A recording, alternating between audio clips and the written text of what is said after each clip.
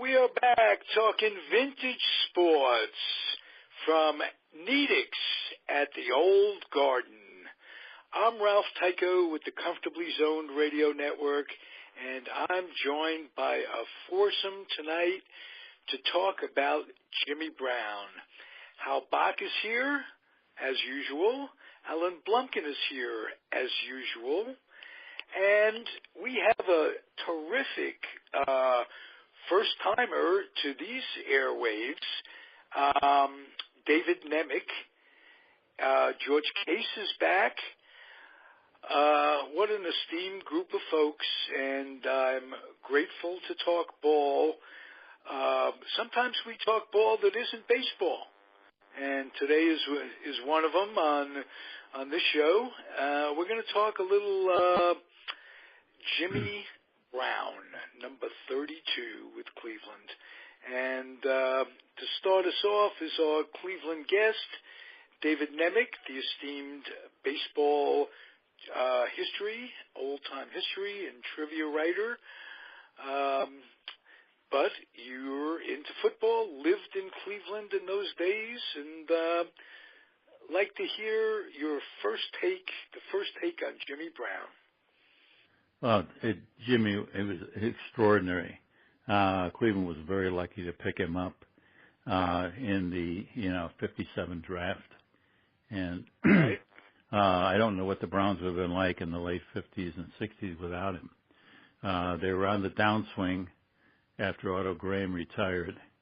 The 56 season was a disaster with George Ratterman, and in 57 they really didn't have a quarterback either. They went for most of the season with Tommy O'Connell, and he was injured prior to the NFL championship game with the Lions, and they had to go with Milt Plum, and the Browns were buried. And the thing about Jimmy Brown, there are two things I'd like to talk about. One, he never really had a top-notch quarterback playing with him in Cleveland. He had Milt Plum, he had Jim Nanowski, and later he had Frank Ryan. And Frank Ryan was certainly the best of them, but he was by no means really a star in the NFL. He was a very competent quarterback, at times an excellent quarterback, and he had some bad games too. But the way I've always evaluated Jimmy Brown, I've asked this question of a lot of people.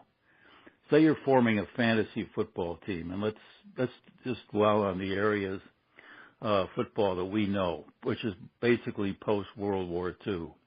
And you're putting your team together with a friend, and you're swapping draft picks. Each of you, getting a choice. Say you take the left tackle, he takes the right tackle, guard, so forth. And the last two picks available are running back and quarterback, and you can have anybody post-World War II to your heart's desire. Now, would you want to take, given that those are the last two choices left to form your team, would you want to take first pick or second pick? And if you were to take first pick, what position would it be and what player would it be? And I am certainly prejudiced on this, but I'm just curious what all of you would say. Well, I'd have to take. There are so many quarterbacks that are comparable with each other, but there's only one Jimmy Brown. So I'd have to say I'll take the first pick. That's if you're asking for an answer, or if that was just rhetorical. Well, this George Case, I would take Jimmy Brown as well. Okay. This is Hal. I'm a Syracuse guy, and Jim Brown certainly, what he did at Syracuse and, of course, what he did in the pros. But I think I might lean towards Johnny Unitas. As your first, that would be your first. Now, you choose quarterback and take Unitas. Well, as a quarterback. Assuming Brown was gone, I'd like to know who you would pick as a running back. I saw Walter Payton play, and I thought he was pretty good. Earl Campbell, I thought, was the best I've seen since Jimmy Brown. For a power runner. Okay. Okay, then who would be the second quarterback, gentlemen? Montana. Brady. I'd say, all things considered, I think Brady is surpassing Montana. Never thought I'd say that, having lived out here in his heyday. Yeah, but you're going into two different eras. That's right. Hal's right. Yeah. Many different eras actually. Because I mean, I would jump in there about the same era, and I would take Joe Namath. If you're talking the Jimmy Brown era. What if we're talking across history, though, say from 1946 on? Right. Would you still take Namath? And maybe I should have added one condition that you get the player's top 5 years, the prime of his career. And Unitas is, I think, a great pick. And Brown is certainly a great pick. And I would take Brown as my running back. And I would feel I'd missed the boat if I got the second choice and had to take a quarterback instead of Brown.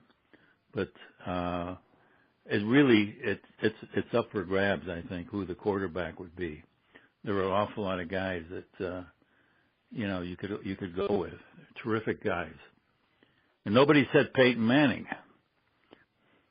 Oh, that's another great one at running back. Bobby. I was thinking it had to be a fullback, but now I understand with the running back, yes, absolutely. Case could be made for Lenny Moore at running back as the second pick, naturally. Anybody have any Lenny Moore reaction? He was a great all-around back. I mean, he could do it all. He certainly wasn't a power runner, but with speed, agility. He could also catch. I saw him play a couple times. He was good, very good. There was also a pretty good guy before he tore his knees up was Gale Sayers. Oh, yes, yeah. That's right, Gale Sayers. Yes. We've lived a long time, gentlemen. There are a lot of great superstars in all these different eras, and that's what makes it nice. This is a privilege, and glad we're all here. What feature of Brown's play do you think was most distinguished him from the other running backs? He was a power runner. I mean, he just bowled people over. Yeah, he did. He ran people over. That's for sure. Right, Mr. Case, Philadelphia, the Eagles. Anybody on the Eagles over the years? Great running backs. Steve Van Buren. Norm Van Brocklin could have made a case for Norm Van Brocklin. Van Brocklin as a quarterback, probably Steve Van Buren as a running back. Okay. Yeah. A little bit before my time. Can you guys tell me about Van Buren a little bit? And then I'm going to ask you how close Marion Motley was to Jimmy Brown in terms of greatness. He was the same kind of a runner. He was a power runner. Well, Brown also had speed. Brown actually had speed. He was a good receiver. And believe it or not, he was actually a fairly good passer. He threw several touchdown passes during the course of his career with the Browns. Yeah, Gifford was kind of famous for that in New York with his little option. And as a matter of fact, on the depth chart, Gifford was backing up Connerly for a while with the Giants. Gifford actually came to the Giants as a defensive back. Gifford did, really? Yeah. I didn't know that. There were guys, of course, we remember when guys played both ways. Chuck Bednarik, offense and defense. Motley was one. Motley was a good linebacker. When you're talking about different eras, I mean, that's the way it was back then. Guys did play both ways. In the late 40s, they played both ways. Right. And that's the mention of Chuck Bednarik, with the Eagles. He was probably one of the greatest of all the Philadelphia Eagles, and two-way Charlie, he played both ways. Yes. Somebody put a Facebook post up that says Morton Anderson, who was a kicker, has the NFL lead for most games. So I put down kicker shouldn't count. Well, because basically before. Well, what about Lou Groza? Yeah, well, in the old days, Lou Groza was actually one of them. You didn't have any specialists. Groza played offensive tackle. Yeah. Yeah, but that's it was what I mean by a different era.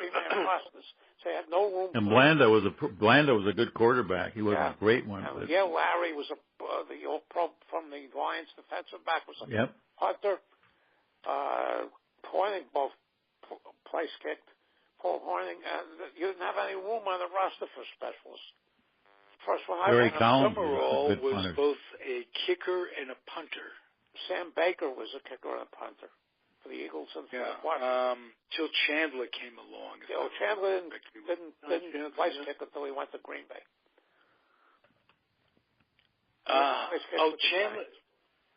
Chandler didn't do place kicking.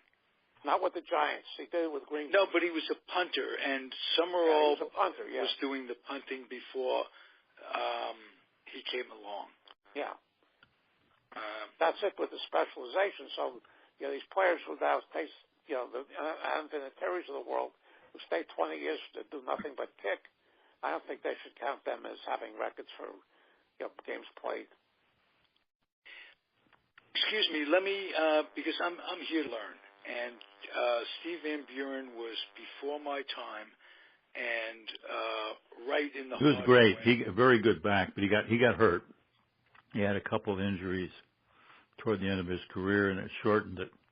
So that by the time the AAC and the NFL merged, George Case, because you were an Eagle fan, and what were his strong points? Well, he was just a great power runner, and. Van Buren was, terrific, and he was on some of those, really good Eagles teams. The fact that he had Van Buren and Boss Pritchard and Pete Ruslack. I mean, he had a whole bunch of Eagles over the years that were really good players. But Van Buren, I think, probably is at the very top. He and Bednarik as far as Philadelphia Eagles history. Right. One more guy I'd like to ask you guys about collectively, and then I'm going to leave it to you guys to talk about what you want, is Ali Matson, St. Louis. I liked him. I always thought he was great. There were a lot of guys, John David Crow, but I'm curious about Ali Matson. Short career, relatively short career. Am I correct? Yeah. He was out of San Francisco with Gino Marchetti, and there were a couple other big pros that played on that 51 San Francisco team. Was unbeaten and uninvited. There's a book on that came out a bunch of years ago, and he was a very good running back with the Cardinals, and they traded him to the Rams. For 11 players they got for him. He was 9-year-old. That was the trade that Pete Rozelle negotiated. Yeah. Pete Rozelle was the general manager at that time. When they got him because they gave up too much. Pete Rozelle was the general manager of the Rams, am I right? He was, yes. Did he do he made a trade for Rosie Greer and Del Shafi. He was, no. I don't think so, no. No, he was already the commissioner, wasn't he? By then. Yeah, he was commissioner. Rozelle died in 1959. Rozelle became the commissioner in 1960. Okay. Then not, because that was just I was basically a PR director, so I don't know whether he had control over the player personnel, but I think it's a pretty good guess that he didn't. The team that fascinated me as a kid was the old Cleveland Browns, the Otto Graham Dante Lavelli, Cleveland Browns, in the other league. But they won championships every year. They won like 7 championships in 8 years or 9 years. They went all. They went 46 through 49. The only 4 years the league was in existence, and then they merged in 1950 into the NFL, and they won again in the first year. That was a really exciting time in pro football when the two leagues merged, because there was a lot of discussion that the Browns were really second-rate team, and they would not, they couldn't do it in the NFL. And they played the Eagles in the opening game on a Saturday night and took them apart. But Van Buren, I think, was hurt in that game. I don't even think he played. Oh, yeah. So it really wasn't a fair test of the Eagles' strength to the Browns. And Van Buren really didn't do much in 50, as I recall. That was pretty much, he's nearing the end of his career. Right. But that was, that's key, what was the name of that pro league that the Browns? What was it, American Football League or American Football Conference? All-American Conference. All-American Football. All-American Conference, right? Okay. That's it. And the Browns and the 49ers came out of that league. And so did the New York Yankees. Because you're a Syracuse guy. Bernie Davis won number 44 as well as Jimmy Brown at Syracuse. Died tragically after his senior year. Ernie Davis, Washington drafted him and traded him to Cleveland for Bobby Mitchell and Leroy Bolden. And Ernie then was diagnosed with leukemia and ended up never even playing it down. There was a lot of criticism of Paul Brown for never putting him into a game, but I think in all fairness, Brown did the right thing. Well, he was the featured running back when Syracuse went unbeaten and won a national championship in 1959. There's a statue of him on the campus. Were you at Syracuse then, Hal? Oh. When I said I was Syracuse, I overstated the fact. My son graduated from Syracuse. I just paid his tuition. Okay.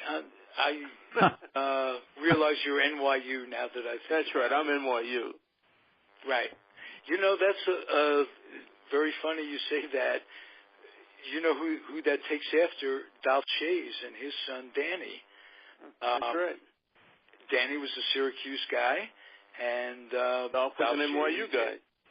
An NYU guy. Moved up there. And we've told this story before, and yes, $2,000 was a lot of money, but the Knicks not getting Shays for a difference of $2,000 is right up there with drafting Paul Hogue and the rest. Somehow I knew you were going to say Paul Hogue. we could do 10 years on the Knicks' mistakes, which is still continuing. Oh, absolutely. Which is still continuing. But when they came together, those few years to watch them develop, trading one of the Van Arsdales, the better of the two, as a matter of fact, and the DeBuscher and all that, and Bellamy made him better and took him that one step, and that was a pleasure to watch, especially after all the suffering. I don't know if it's more enjoyable because of that, but that part, the second part, was really great, the way they put it together with Holtzman and I tingle. Butcher, Bradley, and Walt Frazier was my guy. Right. A Saluki from Southern Illinois. And also, one of the football teams I'd like to bring up from the 50s era is actually two of them. One was the Lions, who won 3 times. As David mentioned, they won in 1957, and that was the last time. I mean, they only even been in one championship game since then. That was in 1991. They got blown up by Washington. And the San Francisco 49ers had Y.A. Tittle, and the running backs were Hugh McElhaney and Joe Perry. And they had John Henry Johnson, too, in there. Yeah. And don't forget R.C. Owens. Yeah, the problem was the defense wasn't very good. But they were contenders every year. They had a playoff game against the Lions, and I think it was 50. No, that's 50. It may have been 57. Did they have? Yeah, had a 20-point lead at the half, and they wound up losing the game. Yeah. Well, my favorite player of that era was a guy named Deacon Dan Towler. On the Rams. I was fascinated by his nickname, Deacon Dan. I thought that was great. Good running back. Well, they had an incredible offense in the early 50s. Yeah. Towler and Younger and Tom Fears and Elroy Hirsch and Van Brocklin. George, you're an Eagles fan. You remember Bibble's Bobble? Yeah. Yeah. I do. You know, all those guys, you know, when the Eagles, you know, a lot of people probably don't realize, but the Eagles at one time, they played at Franklin Field, which is the home field of the University of Pennsylvania. Do you remember, George, do you remember the Steagles? Yeah, the Steelers and the Warriors. Right. Steelers and the Eagles, that's right. Right. Yeah, there was also the year after that the Cardinals and the Steelers merged for 1944, and they lost every game, and they were known as the Carpets. And the Lions back, don't we? Yeah, the Lions dress rehearsed for 2008 when they went 0-16. They dress rehearsed in 1942 when they went 0-11 and scored 36 points for the season. Wow. Well, gentlemen, I'd like to know Ernie Davis's talent. Tell me something about him. All we have to judge is at Syracuse. Was he that great? Would have he been that great a pro? I think so, yeah. He would have been Jimmy Brown. Yeah, you think so. I mean, based on what he did at Syracuse. But there are lists and lists of guys who washed out in the pros who were great college players. So who knows? I mean, from what we could tell of what he did at Syracuse, he would have been a terrific pro. But yeah, he had the size and he had the speed, and he was going to be teamed with Jimmy Brown. And Ernie Green, who did end up playing alongside Brown, was a good back, but never a great one. But with Cleveland, he was shot to stardom at times because he had Brown with him. Now, Leroy Kelly took over as the feature back after Jimmy Brown retired. Yeah, I remember Cleveland putting Mitchell out on the flank. Yeah. Wow. And I equated the Giants did that with Gifford, and that opened Cleveland's game up a little bit because, hey, you got Jimmy Brown was Jimmy Brown, but they had five guys poised on him, and what I remember about him, he'd just take those, like he was hit as if he was killed, and then he'd take a moment and get up and limp back to the huddle and come back and get 45 yards on you. Hey, take his helmet off and shake his head as if, oh my God, I don't even know if I can see the next play, and he takes the ball and goes fight at Madison Square Garden, and word came down that Jimmy Brown had retired, and it was at the top of his game, and we all thought that's not possible. He can't possibly retire. He's the best running back in the league, but Modell challenged. Top of his game.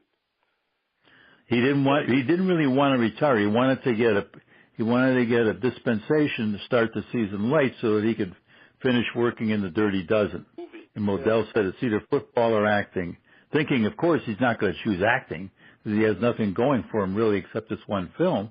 And Brown called his bluff and said, "Okay, I'm retiring." And everybody in Cleveland was stunned. It was the first of many, many Art Modell blunders. Well, when we're talking about Jimmy Brown, let me just throw something out. Being an East Coast guy, do you know what sport he was known as the greatest of all? Right. He was a great lacrosse player. He was a phenomenal lacrosse player. I mean, you can imagine his size and not wearing the kind of equipment that he wore in football. And he was just an all-American lacrosse player. Some have said that he's probably the finest lacrosse player who ever lived because he combined speed and power. And he had great, stick handling ability. I think he also played in the basketball team up at Syracuse. I did, absolutely. I have one little anecdotal Syracuse Jim Brown story. Jim Brown wanders into the student union, the cafeteria, and the woman is new, and she says, "Excuse me, this is for the Syracuse athletic department." And Jim Brown says, "I am the Syracuse athletic department." So, nice to meet you. Well, the first time I ever saw him, Syracuse played at TCU in a Cotton Bowl in his senior year. And TCU beat them 28-27. He scored 21 of the Syracuse 27 points. Yeah, that was Brown. The Steelers had a crack at him in the draft. They took Lenny Dawson instead. Yeah. I don't know if I told any of you guys this. When I was 10 years old, I heard somewhere, I was living in Queens in Jackson Heights growing up, and I heard somewhere that Sam Huff, who was playing for the Giants, and they had this documentary about him, The Violent World of Sam Huff, Sports Illustrated. I just picked up the phone one day. I heard he was in Flushing, and I dialed information, Mr. Sam Huff in Flushing, and they gave me his number. He wasn't unlisted, and I called him up, and a little 10-year-old kid, and I just want to tell you I'm a Giant fan, and did you remember? But he was so easily accessible, and that it gave me an idea as a 10-year-old to put it in my head that people are people. It doesn't matter what their stature is. They're still human beings. Some are going to be jerks. Some are going to be nice, and you might as well call if you have something to say or ask, and it changed my life in a small way. If it wasn't Sam Huff, it might have been Emlyn Tunnell or some other great Giant that every time you think of them, kids growing up, it's a winter sport, and it's really cool growing up in New York having those heroes. One thing I thought of the other day, you guys were talking about coaches, and I just wanted to ask you if any of you remember Allie Sherman's clubhouse show that he had in the midweek where he'd bring players on and chart plays and what have you on local TV in New York. You guys remember that at all? Not at all. No, I don't remember that. Okay. Just. Well, I was in Philadelphia, so I don't think I would have even known about that show. But obviously, I knew who Allie Sherman was. So Allie Sherman was terrific. He was a left-handed quarterback from Brooklyn College. Yes, and he wound up coaching the Giants. Well, they had in the late 50s. They had Lombardi as the offensive coach, and he went to Green Bay, and Landry's the defensive coach, and he went to Dallas. Two pretty good assistants. Yeah. Yes. That's a nice staff. That'll win you some games. Hey, guys, we're coming to an end. Thank you so much. This is a wonderful panel, and we'll do it again same time next week. We don't know who will be back, and we don't know what we're going to talk about yet. But I'll tell you what, it'll be interesting, and it'll be fun. Thank you, guys. I'm learning more. Thank you. More. Pleasure. Thank you, Ralph. Yep. Okay. Good night, everybody. Enjoyed it. Good night. Thank you, and we'll catch you next week. Thank you, everybody. Hang in there and keep on keeping on.